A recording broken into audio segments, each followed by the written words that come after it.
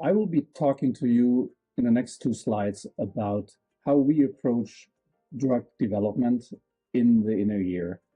You have seen the slide. It describes how we approach drug screening in the adult mouse. We learn a lot from the work that we do on chicken hair cell regeneration, and we now apply this to design libraries of genes that we either overexpress, we activate them, or we inhibit, or we do combinations of this. And for this search, we are using viruses that deliver the components in order that ultimately activate or deactivate genes. And we can do this in a relatively high throughput fashion and then test whether the genes that we manipulate lead to cell cycle entry and regeneration or not. But imagine doing this in animals is actually quite challenging and doing a lot of work. So we have been looking at different ways of testing drugs. And for this, we are using an inner ear organoid system. About 20 years ago, my lab was one of the first labs that described the formation of inner ear organoids, and other labs have refined this.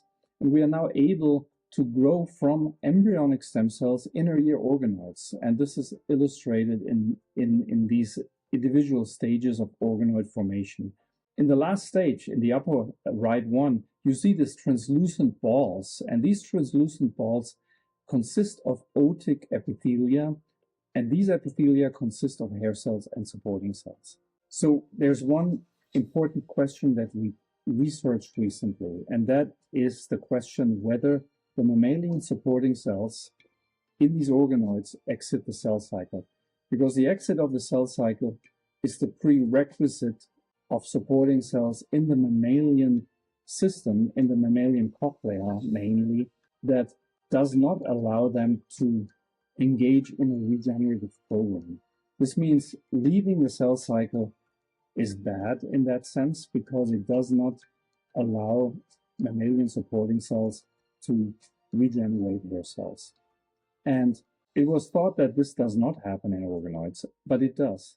And we have quantified this, and we have found that there's a certain switch that is taken on in these supporting cells and they exit the cell cycle.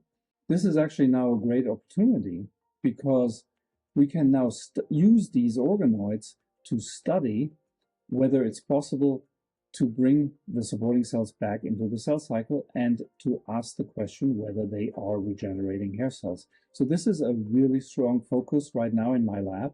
We are trying to establish the system, and ultimately we try to screen libraries of compounds, or we screen gene libraries in order to either activate or deactivate genes in the system. So this is quite a promising kind of direction.